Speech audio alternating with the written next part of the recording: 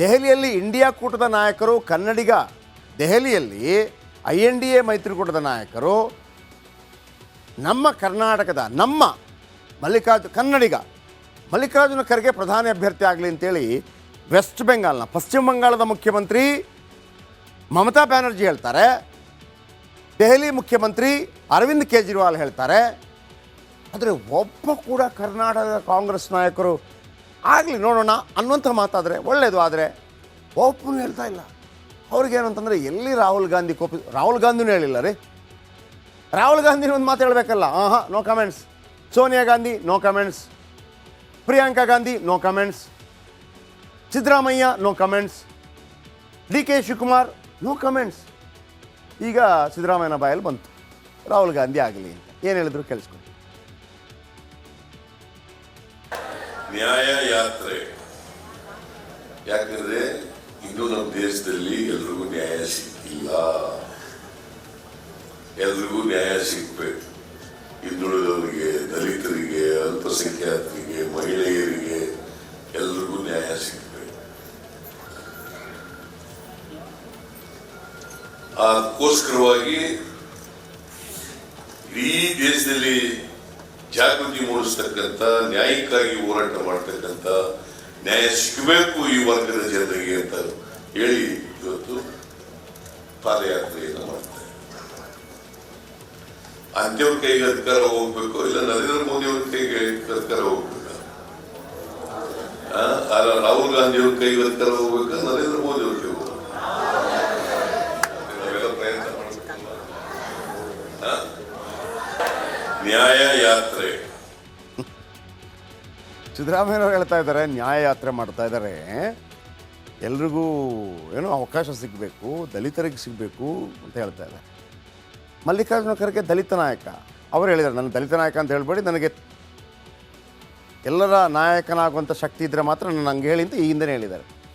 ದಲಿತರಿಗೂ ನ್ಯಾಯ ಸಿಗಬೇಕು ಅಂತ ಹೇಳ್ತಾರೆ. ಅಲ್ಲಿ ದಲಿತ ಪ್ರಧಾನಮಂತ್ರಿ ಅಭ್ಯರ್ಥಿ ಅಂತ ಹೇಳುವಾಗ ಒಂದು ಮಾತು, ಈಗ ನಿಜ ಒಂದು ಹೈಕಮಾಂಡ್ನ ಎದುರಾಕೊಳ್ಳೋದು ಅಷ್ಟು ಈಸಿ ಅಲ್ಲ, ನಮಗೂ ಅರ್ಥ ಆಗುತ್ತೆ. ಅವ್ರನ್ನೇನು ಅಡಕತ್ತಲ್ಲಿ ಸಿಕ್ಕಿಸ್ಬೇಕು ಅಂತಲ್ಲ. ಒಂದು ಮಾತು ಇಂಥವ್ರು ಹೇಳ್ಬೋದಲ್ಲ. ನೋಡಿರಿ, ಖರ್ಗೆ ಅವರು ಪ್ರಧಾನಮಂತ್ರಿ ಆಗ್ತಾರೆ ಅಂತ ಒಂದು ಅವಕಾಶ ಸಿಕ್ಕಿದ್ರೆ ಒಳ್ಳೇದಲ್ವಾ? ನಮಗೊಂದು ಆಸೆ ಇದೆ ರೀ, ಆಗಬೇಕು ಅಂತ ಒಂದು ಮಾತು. ನಿಮ್ಮಲ್ಲೇ ಸರಿ ಇಲ್ಲ ನೀವು. INDA ಮೈತ್ರಿಕೂಟ ಇನ್ನು ಒಳ್ಳೆ ಕಥೆ ಆಯಿತು. ಈಗ NDA ಮೈತ್ರಿಕೂಟದಲ್ಲಿ ಯಾರು? ಒಬ್ಬರೇ ಪ್ರಧಾನಮಂತ್ರಿ ಅಭ್ಯರ್ಥಿ, ಯಾರು? ನರೇಂದ್ರ ಮೋದಿ ಅವರು. ಈಗ ಪ್ರಧಾನಮಂತ್ರಿ ಅಭ್ಯರ್ಥಿ NDA ಮೈತ್ರಿಕೂಟದಲ್ಲಿ ಯಾರು ಹೇಳಿದ್ದಾರೆ? ನಂಬರ್ 1 ನೋಡಿ, ಮಲ್ಲಿಕಾರ್ಜುನ ಖರ್ಗೆ. ಆಲ್ರೆಡಿ ಹೇಳಿ ಆಗಿದೆ ಮಲ್ಲಿಕಾರ್ಜುನ ಖರ್ಗೆ ಇದ್ದಾರೆ ಅಂತೇಳಿ ಅಲ್ವಾ? ಯಾರು? ಇಬ್ಬರು ನಾಯಕರು ಹೇಳಿದ್ರು. ನಿತೀಶ್ ಕುಮಾರ್ ಆಗಬೇಕು ಅಂತೇಳಿ JDU ಪಟ್ಟು ಹಿಡಿದು ಕೂತಿದೆ. ನಿತೀಶ್ ಕುಮಾರ್ ಆದೇ ಪ್ರಧಾನಮಂತ್ರಿ ಅಭ್ಯರ್ಥಿಯಾಗಿ ಹೋದರೆ ಇಲ್ಲಿ ಅಟ್ಲೀಸ್ಟು ಬಿಹಾರದಲ್ಲಿ ಮುಖ್ಯಮಂತ್ರಿ ಪಟ್ಟ ಖಾಲಿ ಆಗುತ್ತೆ, ತೇಜಸ್ವಿ ಲಾಲು ಪ್ರಸಾದ್ ಯಾದವ್ಗೆ ಮುಖ್ಯಮಂತ್ರಿ ಪಟ್ಟ ಕಟ್ಟಬಹುದು ಅಂತೇಳಿ ಲಾಲು ಪ್ರಸಾದ್ ಯಾದವ್ ಖುಷಿಯಲ್ಲಿದ್ದರು. ಮತ್ತೊಂದು ಕಡೆ ರಾಹುಲ್ ಗಾಂಧಿ ಆಗಬೇಕು ಅಂತೇಳಿ ಇವತ್ತು ಆಲ್ರೆಡಿ ಹೇಳಿ ಆಯಿತು ಸಿದ್ದರಾಮಯ್ಯನವರು. ಮಲ್ಲಿಕಾರ್ಜುನ ಖರ್ಗೆ ರೇಸಲ್ಲಿ, ನಿತೀಶ್ ಕುಮಾರ್ ರೇಸಲ್ಲಿ, ರಾಹುಲ್ ಗಾಂಧಿ ರೇಸಲ್ಲಿ, ಮಾಯಾವತಿ ಸ್ವಯಂ ಘೋಷಿಸಿಕೊಂಡಿದ್ದಾರೆ, ನಾನು ಬರ್ತೀನಿ NDA ಮೈತ್ರಿಕೂಟಕ್ಕೆ, ನಾನು ಪ್ರಧಾನಮಂತ್ರಿ ಮಾಡಿ ಅಂತೇಳಿ. ನೋಡಿ, ಒಂದು ವಿಪಕ್ಷ ಭಾಳ ಸ್ಟ್ರಾಂಗ್ ಆಗಿ ಖಂಡಿತವಾಗ್ಲೂ ಇರಬೇಕು ಸರ್. ಸ್ಪರ್ಧೆ ಆಗಲೇಬೇಕು. ನರೇಂದ್ರ ಮೋದಿ ಅಂತವ್ರು ಇದ್ದರೂ ಕೂಡ ಅವ್ರಿಗೊಂದು ಸ್ಪರ್ಧೆ ಕೊಡಬೇಕು. ನೀವು ಕಚ್ಚಾಡ್ಕೋತಾ ಇದ್ರೆ ಎಲ್ಲಿ ಸ್ಪರ್ಧೆ ಕೊಡ್ತೀರಿ? ಅವರು ಆರಾಮಾಗಿದ್ದಾರೆ, 38 ಪಕ್ಷಗಳನ್ನು ಹಾಕ್ಕೊಂಡು ನಮ್ಮದೊಬ್ಬರೇ ನಾಯಕರು, ಮೋದಿ ಗ್ಯಾರಂಟಿ ಅಂತ ಹೇಳಿ. ಇನ್ನು INDA ಸೀಟ್ಸ್ ಶೇರ್ ಫಾರ್ಮುಲಾ, ಒಂದು ವೇಳೆ ಇವರು ಜೊತೆಯಾದರೂ ಕೂಡ ಏನು ಮಾಡ್ತಾರಂತೆ, ಇವರು ಒಂದು ನಿರ್ಧಾರಕ್ಕೆ ಬಂದಿದ್ದಾರೆ. 2019 ಲೋಕಸಭಾ ಚುನಾವಣೆಯಲ್ಲಿ ಯಾರ್ಯಾರು ಗೆದ್ದಿದ್ದಾರೆ ಅವರಿಗೆ ವಾಪಸ್ ಟಿಕೆಟ್. ಆಮೇಲೆ BJP ವಿರುದ್ಧ ಸೋತು 2ನೇ ಸ್ಥಾನ ಯಾರಿಗೆ ಬಂದಿದೆ? ಅದು ಕಾಂಗ್ರೆಸ್ಸಾ ಅಥವಾ BSPನ, ಆಮ್ ಆದ್ಮಿ ಪಾರ್ಟಿನ, ತೃಣಮೂಲ ಕಾಂಗ್ರೆಸ್ಸಾ, JDUನ, ಯಾರಿಗೆ ಬಂದಿದೆ? ಅವರು ಕೊಡೋಣ. ಇವರು ನಿರ್ಧಾರ ಮಾಡ್ತಾ ಇದ್ದಾರೆ. ಕಳೆದ ಬಾರಿ ಯಾರೆಲ್ಲ ಗೆದ್ದರೆ ಅವ್ರಿಗೆ ಟಿಕೆಟು. ಆಮೇಲೆ ಕಳೆದ ಬಾರಿ ಸೆಕೆಂಡ್ ಯಾರಿದ್ದಾರೆ? 3rd ಇದ್ದವ್ರಿಗಿಲ್ಲ, 4th ಇದ್ದವ್ರಿಗಿಲ್ಲ, ಯಾವುದೇ ಪಕ್ಷ ಆಗಿರಲಿ. ಸೆಕೆಂಡ್ ಯಾವ ಪಾರ್ಟಿ ಇದೆ ಅವ್ರು ಕೊಡೋದು. ಆಮೇಲೆ ಕಾಂಗ್ರೆಸ್ ಹೇಳಿದೆಯಂತೆ, ಪಂಜಾಬ್ನಲ್ಲಿ ಒಂದೇ ಒಂದು ಕಡೆ ನೀವು ಸ್ಪರ್ಧೆ ಮಾಡಬೇಕು ಅಂತ ಕಾಂಗ್ರೆಸ್ ಹೇಳ್ತಾ ಇದೆಯಂತೆ ಆಮ್ ಆದ್ಮಿ ಪಾರ್ಟಿಗೆ. ಬೇರೆ ಎಲ್ಲ ನೀವು ಕಳೆದ ಬಾರಿ ಒಂದೇ ಬಾರಿ ಗೆದ್ದಿದ್ದು, ಅಲ್ಲಿ ನಿಮ್ಮ ಸರ್ಕಾರ ಇದಿರ್ಬೋದು, ನೀವು ಒಂದೇ ಕಡೆ ಸ್ಪರ್ಧೆ ಮಾಡಬೇಕು. ಆದರೆ ಒಂದೇ ಕಡೆ ಸ್ಪರ್ಧೆ ಮಾಡೋದಕ್ಕೆ ಕೇಜ್ರಿವಾಲ್ ರೆಡಿ ಇಲ್ಲ. ಅರೇ, ನಮ್ಮ ಸರ್ಕಾರ ಇದೆ ಅಲ್ಲಿ, ನೀವು ಒಂದೇ ಕಡೆ ಸ್ಪರ್ಧೆ ಮಾಡಬೇಕು ಅಂದರೆ ಹೆಂಗೆ ಅಂತ ಕೇಜ್ರಿವಾಲ್ ಪಕ್ಷ ಹಿಂದೇಟಾಗ್ತಾ ಇದೆ. ಮತ್ತೊಂದು ಕಡೆ 2019ರಲ್ಲಿ BSP ಸ್ಪರ್ಧೆ ಮಾಡಿದ ಕಡೆ, ಬಹುಜನ್ ಸಮಾಜವಾದಿ ಪಾರ್ಟಿ ಸ್ಪರ್ಧೆ ಮಾಡಿದ ಕಡೆ, ಅಂದರೆ ಮಾಯಾವತಿಯವರ ಪಾರ್ಟಿ ಸ್ಪರ್ಧೆ ಮಾಡಿದ ಕಡೆ ನಾವು ಕಣಕ್ಕಿಳಿತೀವಿ ಅಂತೇಳಿ SP ಮುಲಾಯಂ ಸಿಂಗ್ ಯಾದವ್ ಅವರ ಮಗ ಅಖಿಲೇಶ್ ಯಾದವ್. ಮಾಯಾವತಿ ಬಿಟ್ಬಿಡ್ತಾರಾ? ಬಿಟ್ಟರೆ ಗೊತ್ತಿಲ್ಲ ಏನಾಗುತ್ತೆ ಅಂತೇಳಿ. ಆಮೇಲೆ ಕಾಂಗ್ರೆಸ್ನ ಪರಿಸ್ಥಿತಿ ನೋಡಿ. ಉತ್ತರ ಪ್ರದೇಶ, ಒಂದು ಕಾಲದಲ್ಲಿ ಉತ್ತರ ಪ್ರದೇಶ, ಬಿಹಾರ, ಬಂಗಾಳ, ಉತ್ತರ ಪ್ರದೇಶ, ಬಿಹಾರ, ಬಂಗಾಳ ಎಷ್ಟು ಸೀಟ್ ಇದೆ ಗೊತ್ತಾ? ಇಲ್ಲಿ 162 ಸ್ಥಾನ ಇದೆ. ಉತ್ತರ ಪ್ರದೇಶ, ಬಿಹಾರ, ಬಂಗಾಳ ಈ ಎಲ್ಲ ಮೈತ್ರಿಕೂಟಗಳು ಸೇರಿ ಕಾಂಗ್ರೆಸ್ಗೆ ಎಷ್ಟು ಸೀಟ್ ಕೊಟ್ಟಿದೆ ಗೊತ್ತಾ? 6 ಸ್ಥಾನ. 10% ಇಲ್ಲ. 10% ಅಂದರೆ 16, 5% ಅಂದರೆ 8, 3%. 162 ಸ್ಥಾನಗಳ ಪೈಕಿ 6 ಸ್ಥಾನ ಕೊಡ್ತಾ ಇದ್ದೀವಿ ನಿಮಗೆ ಅಂತ INDA ಮೈತ್ರಿಕೂಟ ಹೇಳಿದೆ. ಏನು ಅಡ್ಜಸ್ಟ್ಮೆಂಟ್ ಮಾಡ್ಕೋತಾರೆ ಗೊತ್ತಿಲ್ಲ. ಯಾಕಂದರೆ ಅದು ನಾನು ಹೇಳಿದ್ನಲ್ವಾ, 543 ಕ್ಷೇತ್ರಗಳ ಪೈಕಿ 300 ಕಾಂಗ್ರೆಸ್, 243 ಉಳಿದ ಪಕ್ಷಗಳಿಗೆ. ಅದರ ಅಂಡರಲ್ಲಿ ಬಂದರೆ ಓಕೆ. ಬಂಗಾಳದಲ್ಲಿ 2 ಕಡೆ ಸ್ಪರ್ಧೆ ಮಾಡಬೇಕು ನೀವು ಅಂಥೇಳಿ ತೃಣಮೂಲ ಕಾಂಗ್ರೆಸ್ ನಾಯಕಿ ಹೇಳ್ಬಿಟ್ಟಿದ್ದಾರೆ. 2 ಕಡೆ, ಜಾಸ್ತಿ ಕೊಡಲ್ಲ, 2 ಕಡೆ. ಕಳೆದ ಬಾರಿ ಗೆದ್ದ 2 ಸ್ಥಾನಗಳಲ್ಲಿ ಸ್ಪರ್ಧಿಸಿ ಅಷ್ಟೇ, ಬೇರೆ ಕೊಡಲ್ಲ ಅಂತ ಮಮತಾ ಬ್ಯಾನರ್ಜಿ ಹೇಳಿದ್ದಾರಂತೆ. ಆಮೇಲೆ SP ಹೇಳಿದೆಯಂತೆ. ಹೌದು, ನಿಮಗೂ ಅಷ್ಟೇ. ಉತ್ತರ ಪ್ರದೇಶದಲ್ಲಿ 2 ಕಾಂಗ್ರೆಸ್ಗೆ, ಜಾಸ್ತಿ ಗಿಸ್ತಿ ಏನಿಲ್ಲ.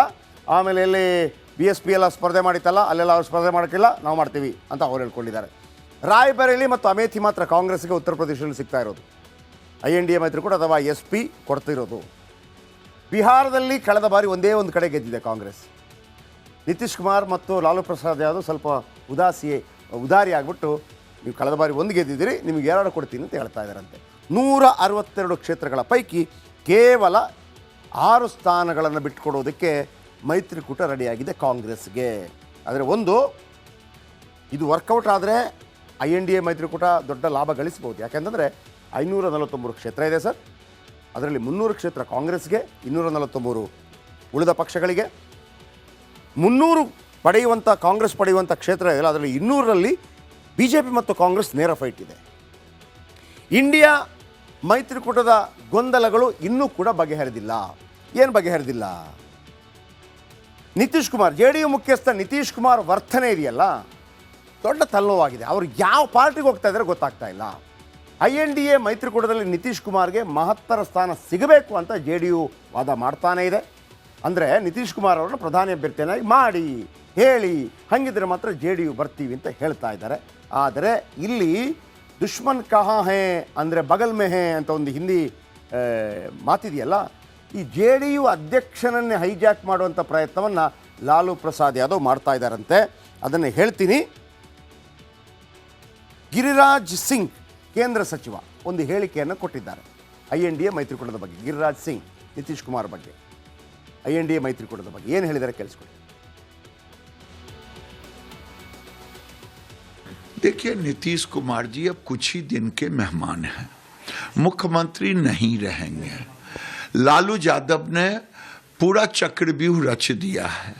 उस चक्रव्यूह में पहला चक्रव्यूह था अवध बिहारी जी को स्पीकर बनाना. तो स्पीकर अवध बिहारी जी है, 5-6 MLA कम रहा है और वो आने के लिए तैयार है. नीतीश कुमार तेजस्वी को मुख्यमंत्री नहीं बना रहे हैं और लालू जी ने चक्रव्यूह रच दिया है. कुछ ही दिन के मेहमान हैं, कर लें नेशनल काउंसिल